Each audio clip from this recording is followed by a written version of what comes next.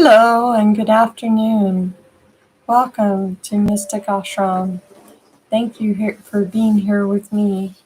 I'm going to be reading The Woman's Encyclopedia of Myths and Secrets by Barbara G. Walter, an excerpt about the history of the tarot today. The modern pack of playing cards evolved from the tarot pack by the subtraction of the 25 cards. So we're talking about these cards.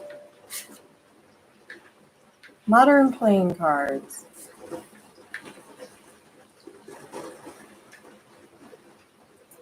I presume you recognize the deck.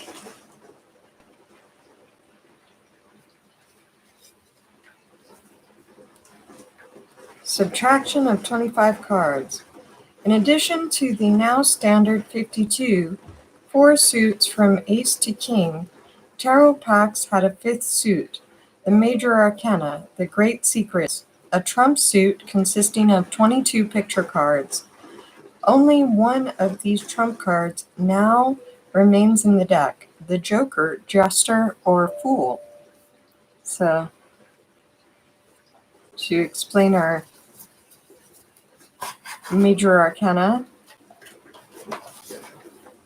we're talking about the Fool.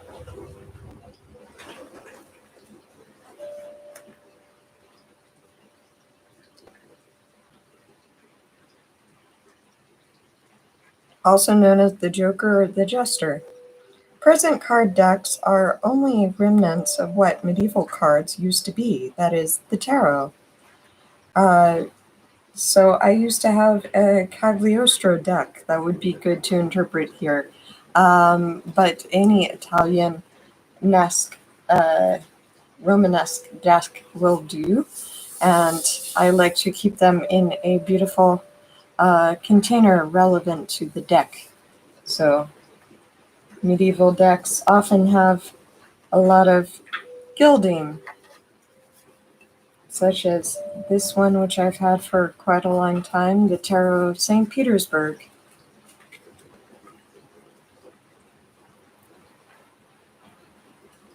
That's the back of the deck.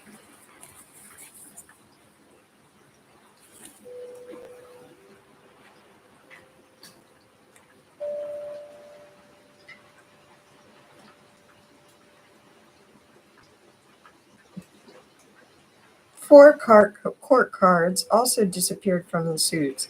The 4 knights, therefore, modern cards have only 3 court cards per suit: King, Queen, and Jack.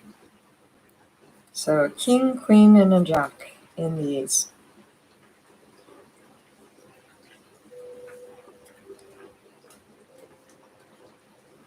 Disappearance of the knights led some scholars to think tarot cards might have been invented by the Knights Templar, who were declared heretics, disgraced, and exterminated in the 14th century.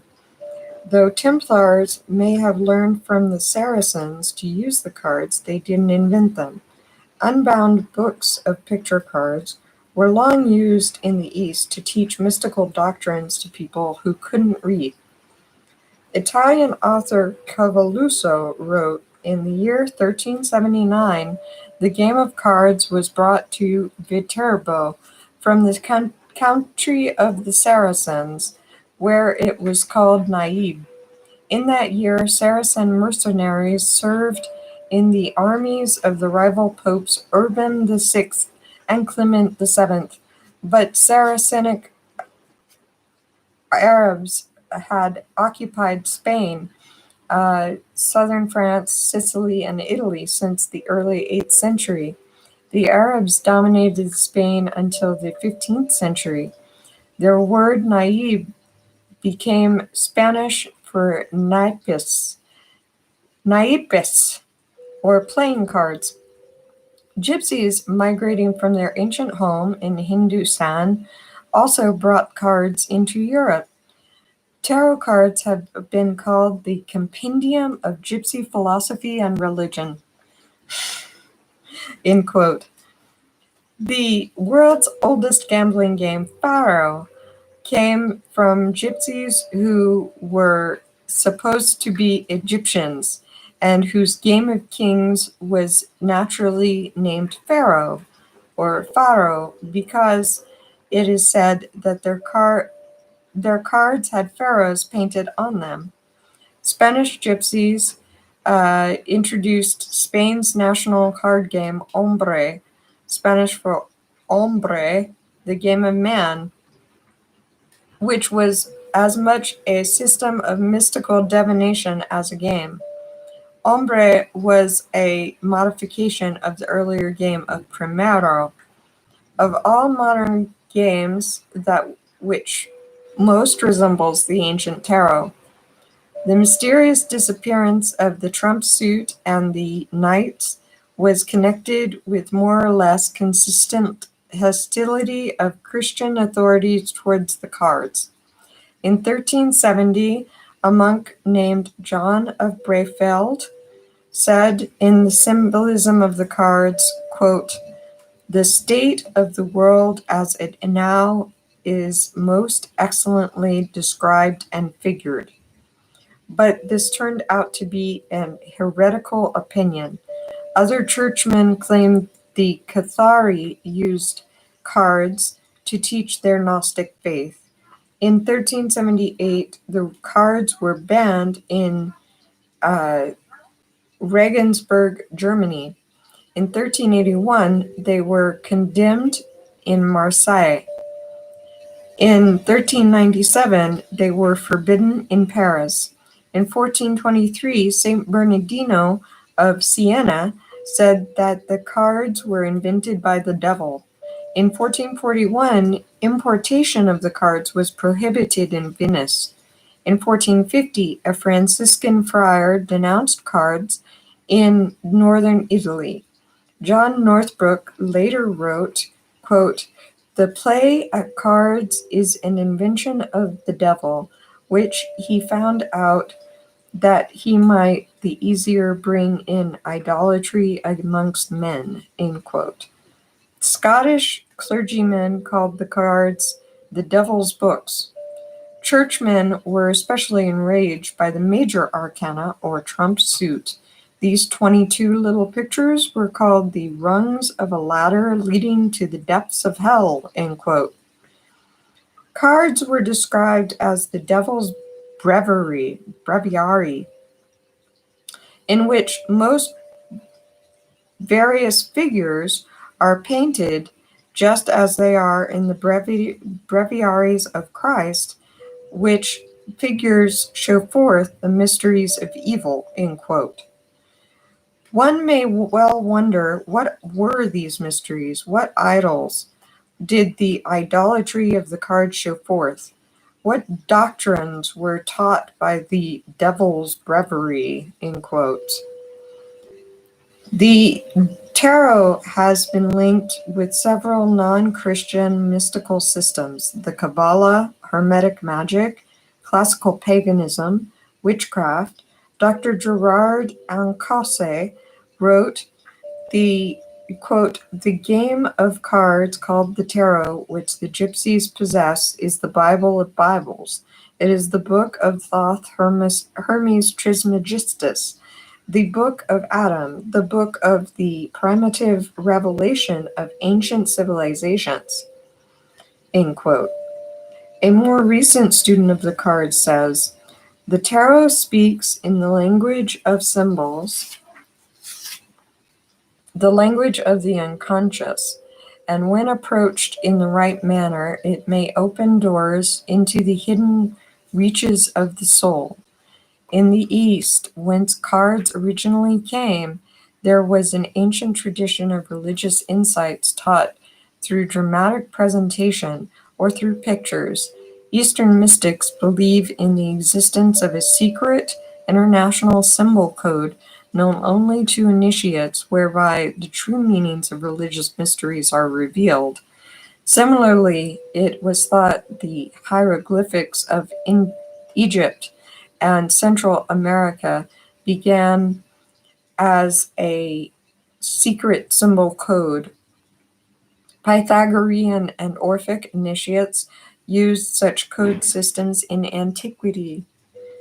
Egyptian mystery plays, too, conveyed Gnostic or non-Christian ideas in symbols and tableaux of very ancient origin, under the noses of churchmen who would have suppressed them if they had understood their meaning. The tarot strongly resembles an Oriental symbol code when observed in relation to doctrines prevailing in the East at the time of its European debut. Pictures of the major arcana can be linked to the pageants of the mystery plays, Gnostic teachings, and Orphic icons. So, major arcana, the Fool, the Magician, the High Priestess, the Empress, etc., the Emperor.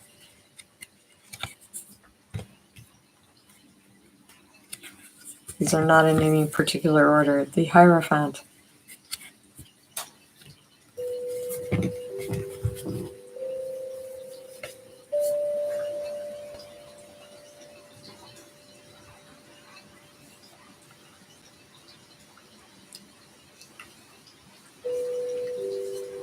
The tarot strongly resembles pictures of the major arcana can be linked with pageants of the mystery plays, Gnostic teachings, and Orphic icons. Here was the real reason for opposition to the Trump suit, opposition so bitter that in the end all Trumps were excised except the Fool, a know-nothing, because of the church's hostility. Today's card players have no Trump suit and are obliged to name one of the other suit's trumps when necessary. Images of the tarot suggest female-centered cyclic doctrines of reincarnation, such as the old religions taught. The cards probably were the original elf books, allegedly given by the fairies to people they loved, which enabled them to foretell the future. Cards were associated with witches in German towns where witch persecutions fell heaviest. Painters of the forbidden cards were women. Moakley has pointed out that preachers have never liked playing cards, and it can be said that the story the cards tell is very much opposed to the basic tenets of Christianity. To understand the story, one must study the card's format. The four suits of the minor arcana, or lesser secrets, are closely related to Oriental images of the elements. The first suit was cups, chalices, or grails. It later became the suit of hearts. The second was the wands, batons, or scepters, which converted clubs, though the club is not a club but a trefoil. The third suit was usually called pentacles, also rendered coins, discs, denarii, or pomegranates, which became diamonds. Finally, there was the suit of swords, modern spades, derived from Spanish espada, sword. As cup, scepter, ring, and sword, these emblems were displayed by the four-armed androgynous deity Ardhanarisvara. Kali and Shiva merged. Other gods, such as the monkey god Hanuman, held the same symbols. The female earth principle Brawani also carried the elements as lily, flame, cross, and sword. Like her, the Greek goddess Nemesis, or fate, displayed the same symbols as a cup, apple wand, wheel, and sword. These tarot suit symbols stood for paired male and female elements: female water with male fire, female earth with male air. These in turn were linked with the four stages of life established by tantric philosophers Sambhoga, nirvana, artha, and moksha. These four stages of life stages had the following elemental meanings. Shambhoga, the life of enjoyment. Number 1, as related to the feminine water element and its symbol, the cup, grail, or heart. It is referred to the period of youth under the tutelage of the mother, when pleasures of the senses figure most prominently in the life experience, while the cup of life fills up with feelings, consciousness, and awareness of others. The tarot suit of the cups, therefore, was traditionally applied to the subject of love, family relationships, marriages, children, emotion, matters of the heart and hearts. Number 2, nirvana, the process of being, was related to the masculine fire element and its symbol, the phallic wand, scepter, rod, or club. It meant young adulthood, the period of assertion of power, a peak of energy. The wand, or dorji, represented the phallic lightning striking toward the waters. Tarot readers therefore applied the suit of wands to matters of status, power, business, and commerce. The straight wand became a trefoil through an alchemical transformation. The trefoil was an alchemical symbol for wood, sometimes called wood of the tree of life. The Chinese considered wood a fifth element, placed between earth, which gave birth to it, and fire, which consumed it. The wand of the tarot associated with fire would have meant a wooden torch, therefore the symbol of wood changed it into a modern club. Number 3, artha, earth, stood for wealth or possessions, the period of middle age when the fruits of labor accumulate, and grown children are also wealth. The feminine earth element was associated with riches in all Indo-European traditions, and so the goddess's pinnacle became a diamond, the Far Eastern earth symbol whose very name meant goddess of the world. The oldest form of money was a female genital cowrie shell, and coins used to be manufactured in the mother goddess's temple at Rome. It was not illogical, then, that the tarot suit of pentacles was related to money matters and property. Sometimes they were pomegranates, another female symbol. Number 4, moksha, liberation, or the art of dying, was linked with the masculine air element that meant the soul released from the body into the keeping of the Lord of Death, or Kali the Destroyer, represented by the sword. Eastern philosophers viewed old age, the fourth life stage, as an opportune time to learn to approach death without fear. However, the tarot suit of swords was linked with fear-inspiring events, calamities, difficulties, threats, various kinds of doom. Even in ordinary playing cards, the suit of spades, the sword's descendant, was reckoned a suit of evil omen. The underlying theory of cartomancy was that shuffling the cards was like mixing the elements in the larger world. Fate would guide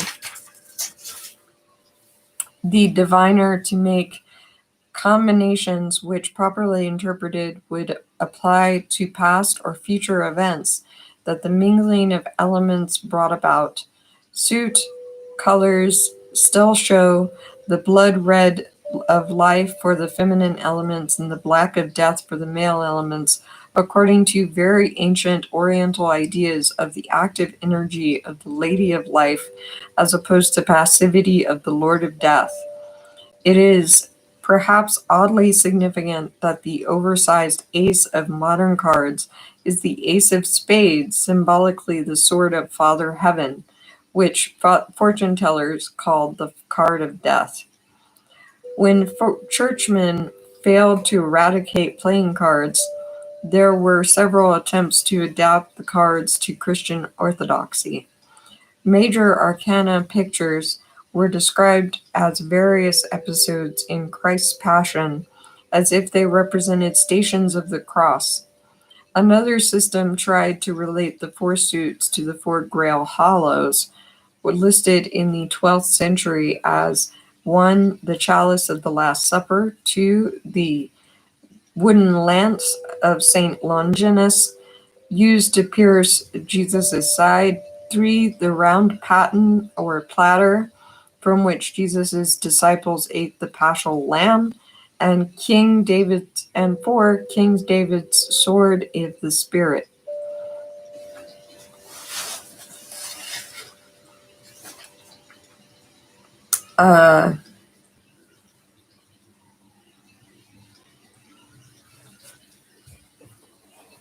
These Grail Hollows were themselves unchristian, having been lifted from the four treasures of the pagan Ireland, magical emblems of the Tuatha De Danann. These were 1. The Cauldron of Regeneration, 2. The Spear of Lugh, 3. The Stone of Fal, or Stone of Sovereignty, which, like the Scots Stone of Scone, would cry out in recognition of a true king, and 4. The Sword of Nuada. Typical Lingam-Yoni combination of the last two formed the famous Sword in the Stone that figured in the myths of Arthur, Percival, and Galahad. A 15th century game called Triumphs, also associated with the four suits, with qualities resembling the tantric definitions of the four elemental life stages: 1. Pleasures, 2. Virtues, 3. Riches, and 4. Virginities. These are easily identified with the male-female elements. Virtues comes from virtue, manliness, uprightness, in the dual sense of erectness. Virginities referred to the ascetic life recommended for the elder sage in Eastern lands. But the game itself was named after the major arcana, the trump suit, that clergymen called heretical. The word trump came from triumphi, or triumph, the Old Latin word for a religious procession, in which the very sequence, costumes, and masks of the marchers stood for doctrinal teachings the initiates could understand. Images of the deities, sacred masks borne by temple dancers, charioteers, priests, and priestesses displayed the exuve, attributes of divinities. The leader of the procession was the triumphator, a magistrate in charge of Rome's sacred games. At the end of the drama or the parade, celebrants raised the cry of triumph, triumphe, announcing the imminence of divine spirit in the things and person shown. Trump then originally meant that which is divine, and like everything divine, it was credited with power of divination. According to ancient ideas of the divine order, deities revealed themselves within a calculated framework of time. An initiate to any of the pagan mysteries would meet them one at a time, learning new thoughts from each. A time frame appeared in the tarot, as well as the matter frame of the elements. A time frame appeared in the tarot, as well as the matter frame of the elements. This had to do with its numbering. The number of minor arcana cards is 56, a number with profound meanings in Oriental philosophy. When Buddha was born, he took his first 56 steps in each of the four cardinal directions. 7 forward and 7 back each way, signifying the 14 waxing and 14 waning days of the moon and the lunar weeks, like the 14 steps on the heavenly ladder of Osiris. The same number of posts or stones representing steps in time circled old temples of astronomical calculation, like Stonehenge. There were 56 years in the sacred great year when lunar and solar cycles coincided. The number of the tarot's sun card is 19, the number of the moon card 18. The ancient great year consisted of two 19-year periods combined with an 18-year period, a total of 56 years, to bring the sun and moon together. The total number of cards in the tarot pack, 78, was the sum of all the numbers of the signs of the zodiac added together. That is 1 through 12 added together.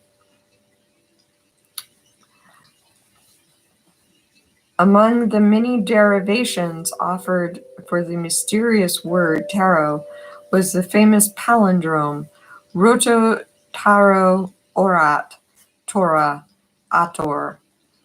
The wheel of the tarot speaks of the law of Hathor. However, the oriental background of the card divination and the 21 numbered cards of the major arcana suggest an older connection with the goddess Tara, the Aryan Great Mother as Earth, whose name gave rise to the Latin Terra Mater and Celtic Tara. From ancient times, this goddess was assigned 21 forms. Magic diagrams or painted dice boards for divining the cause of illness, prophesying, and so on are still known as the 21 Taras. If the 21 numbered cards of the major arcana can be related to such boards, the minor arcana certainly echo the similar boards of 56 squares used for determining the successive regions and grades of one's future rebirths. In the Far East, games like cards and dice were used to teach esoteric doctrines. Tantric Buddhists still enjoy the game of rebirth played with dice and a colorful board. It is both a pastime and a teaching aid for spiritual doctrines. As in China, cards were created from the possible throws of rods in the I Ching. So divination by dice obviously influenced the format of the tarot. The two tarot numbers, 56 and 21, are dice numbers. 21, the number of possible throws by a set of 2 dice, and 56, the number of possible throws by a set of 3 dice.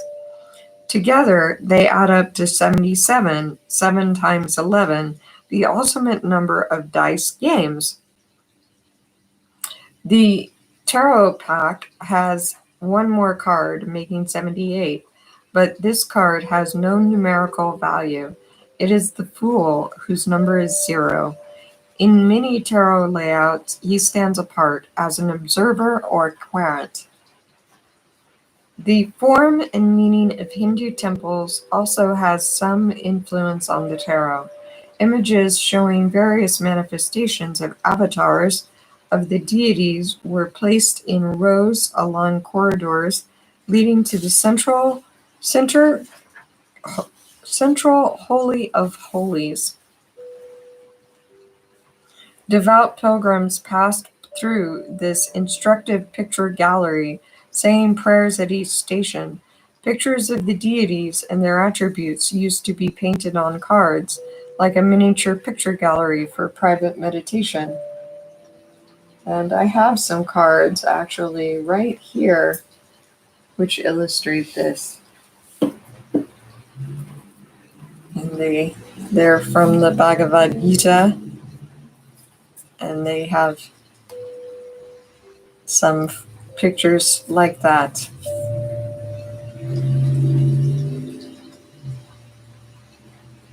A number of different, and then quotes on the other side in both English and Sanskrit.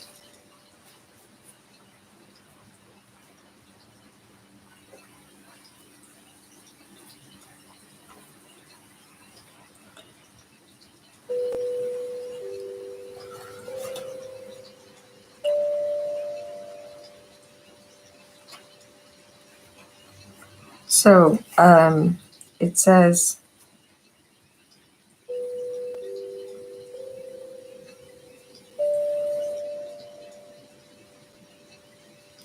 such a pasteboard pageant revealed sacred mysteries to those who knew its symbolism. In this circumstance, one might find the real reason why Christians objected to the major arcana, not because the cards were too frivolous, but because their underlying meanings were all too serious. The most significant arrangement in Oriental sacred graphics was the triangle, sign of the goddess, known as the Kaliyantra or primordial image. A female triangle has a central dot or bindu spark of life, stood for the goddess's genital power bringing life into being. The 21 numbered tarot trumps seemed designed to form this yantra, 7 cards to each of the triangle, with the unnumbered fool in the center standing for the bindu. The 3 sides of the triangle traditionally represented the triple goddess as the three fates, ruling past, present, and future, the 3 trimesters of the intrauterine existence, and the 3 larger trimesters of extrauterine life, from birth to the coming of age at 21, from 21 to the middle age at 42, and from 42 to the grand climactic at 63. The same 3 stages of man's life were depicted in such classical images as the Riddle of the Sphinx. The biblical God promised his followers a lifetime of 70 years, offering 7 more years more than older deities who guaranteed only the mystically Trinitarian number of 63, or 63. The pagan lifespan was remembered in medieval times, when the age of 63 was known as the grand climacteric and was thought to carry a threat of death. It is still believed that 21 is the pinnacle of the first maturity because the pagan system of age counting became incorporated into common law. Each trimester spanned 21 years. The first exclusive multiple of the sacred numbers 3 and 7. Therefore, the past, present, and future could be envisioned in the major arcana arranged in one of the goddess's essential sigils. This triangular format was often used by the gypsies, who understood that triangle meant female and that the goddess was the Trinitarian ruler of fate. The last trump is called the world, also known as the bride, the Shekinah, the universe, Mother Nature, Sophia, or the major fortune. This card also showed a naked woman dancing within a flower wreath, flanked by emblems of the 4 seasons. This was the final revelation of the tarot system, the goddess without her veils, the Shakti bringing joy into the moment of the death.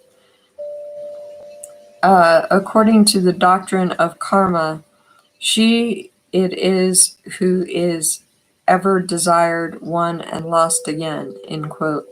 In the cyclic or continuous layouts favored by gypsy cartomancers, the realization of the world led naturally on to the next card, the Fool, symbol of the newly born child commencing its life's journey. And so the ring of return revolves once more. In other words, the religion of the tarot was a cyclic religion of reincarnation, not a linear religion of heaven or hell choices. A popular method of laying out the cards signified two rings of return. The joined circles of the right-hand path clockwise and the left-hand path counterclockwise, traditional symbols of male and female combined in a horizontal figure of 8. The Vedic sign of infinity. This was inherited by the Arabs along with the other Arabic numerals, actually of Indian origin, and is still the sign of infinity in modern mathematics. Like that.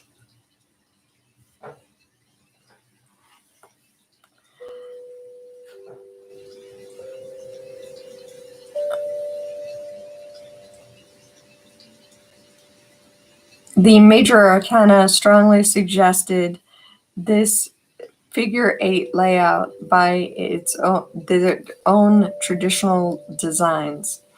The limnus gate infinity sign appeared as a wide-brimmed hat or halo over the head of the magician, a male figure beginning the first decade of trumps at the number 1 position. The same sign appeared again as the same wide-brimmed hat or halo over the head of the goddess of strength, a female figure beginning the second decade of trumps at this number 11 position.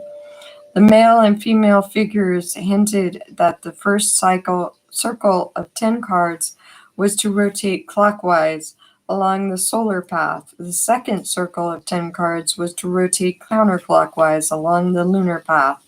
The figure 8 represented union of the sexes not only in the Orient, but also in the ancient Celtic marriage rite preserved by the Scottish custom of hand fasting.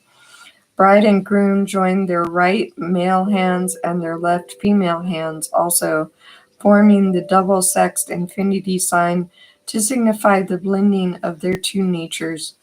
This custom is still followed in India, where the symbolism of the right-hand path and left-hand path was never lost. Besides the magician and the goddess of strength, another card presented the infinity sign, the Deuce of Pentacles, showing two discs embraced by two endlessly circling serpents, or comparable limnus gate design. The importance of this card was revealed by special decorations. It usually bore the maker's trademark, as the Ace of Spades does today. Clearly, the figure 8 layout was urged. But then what did it show? The first circle stood for the realm of consciousness, matter, the world of affairs, solar, outward turning, all the cards faced out. The second circle stood for the unconscious or the spirit, lunar, inward, feminine, the realm of the mysteries and true meanings. The center crossing superimposed the two mandala cards, the Wheel of Fortune and the World, or Major Fortune. In such an arrangement, which card is the solar sphere matched a card in the lunar sphere, their two numbers always totaling 20, a sacred number in the Eastern decimal system. Each pair of matched cards reveal a secret identity or meaning. The magician, or Hermes number 1, corresponded to the spiritual realm, to the masculine power of the sun, number 19. The Papist, number 2, was revealed as a personification of the moon, number 18. The Empress, number 3, was the same as the naked goddess pouring forth her blessings on land and sea on this card of the star, number 17, or Astarte or Ishtar. The emperor, number 4, stood for the Holy Roman Empire, which would soon suffer a downfall according to the heretical prediction, and the downfall of the empire was shown on the corresponding card, number 16, the tower or the house of God, blasted by the lightning of Lucifer, the Lightbringer. 2 figures toppling from the crown of the lightning-struck tower could well have been the emperor and pope. As for the pope himself, shown on number 5, is in the spiritual realm of the tarot, he is revealed as the devil, number 15, taking the same pose on both cards with 2 worshippers at his feet. Tarot cards were not the only manifestations of these subversive symbols. The same pictures mysteriously appeared in many places, including churches. Reims Cathedral still have carved stone panel showing the lightning-struck tower with 2 male figures falling from its blasted crown. An engraved horoscope wheel manufactured at Nuremberg in 1515 placed 7 of the major arcana pictures in various zodiacal positions: the figures of the world, the wheel of fortune, justice, the fool, and death. The skeletal grim reaper with his scythe were common illustrations of the medieval zeitgeist, but no one knows whether they were copied from the tarot or the card pictures were copied from them. Just before the card of death came the card perhaps most characteristic of the tarot alone, the Hanged Man, who cannot be found in any Orthodox Christian symbology and is one of the clearest indications that the tarot trumps were designed to illustrate some non-Christian system of belief. The Hanged Man hung on a door-shaped gallows, such as Norse pagans called the wooden horse, or the horse of Odin. Even though the figure of death immediately followed him, it was only a symbolic death. He hung not by the neck, but by one foot, a custom known as baffling, inflicted on debtors and traitors in Germany, Italy, and Scotland. Baffling was a formal humiliation, like a sojourn in the stocks, or like the mockery of sacred king victims, such as Jesus. Mystical initiations imitated such procedures, so the novice should empty himself completely, should be stripped of all his faculties, renouncing all his own predilections, his own thoughts, his own will, in a word, his whole self. End quote. The Hanged Man's number 12 recalled the famous 12th rune, sacred to Odin, the hanged god, the rune by which hanged victims could be made to speak, and revealed the mysteries of the death world. The mystic revelation following the Hanged Man's encounter with death was the female figure of Temperance, copied from magic texts that showed the goddess Isis with one foot on land and the other in water, revealing her dominion over both elements. This temperance angel poured water from one jar into another, recalling the symbolic merging of Isis and Osiris in the amulet of the 2 jars, an ancient Egyptian charm of eternal life. Similarly, in India, the revelation of divine love was a merging of God and goddess, like the pouring of water into water. One of the incarnations of the god himself was a water jar, just as Babylonian, Egyptian, and Kabirian savior deities were symbolized by water jars in their holy processions, as was Jesus also, according to Luke 22:10. In the Far East, the vessel of water was regarded as the residence of the deity. Moreover, this same water jar savior appeared in Hindu playing cards at the height of the head of the suit of jars, which corresponded to the tarot suit of cups. Thus, the European tarot seemed to show a man symbolically dying and meeting a manifestation of the goddess as a result. This meeting or merging, like the pouring of water into water, prefigured the final meeting with the cosmic mother upon the actual death, the last trump, just as man's sexual union with his earthly Shakti prefigured his union with this ultimate Shakti of the spirit realm, Kali herself. Small wonder that the patriarchal system regarded the tarot as the Bible of heresy, comprehensible to the literate at a time when even literate laymen were officially forbidden to read their own Bible. The Oriental origin of its heretical tantric Gnostic imagery is suggested by the Slavic word for a reader of the cards.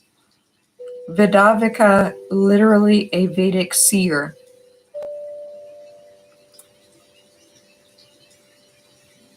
Small wonder that some of the bishops and cardinals tried to collect packs of cards and burn them, as was done in Nuremberg in 1452. Cards became harmless to the church only after their religious symbols were removed and their meanings forgotten, so they were mere games, ludicrous in the new interpretation of the old pagan ludi, or sacred games. To Hebrew patriarchs, also Nipus cards became Nibi, or sorcery. Well, that's an article which includes a number of citations, 59 in all.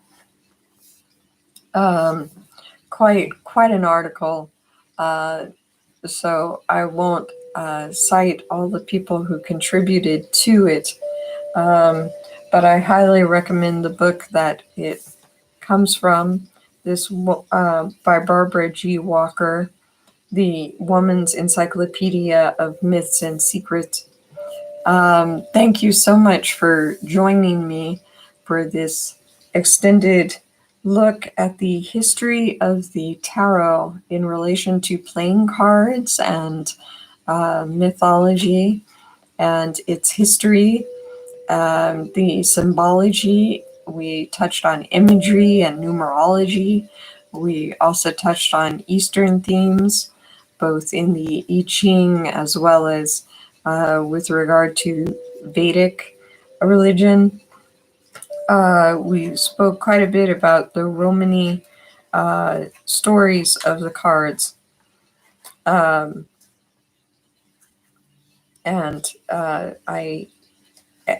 which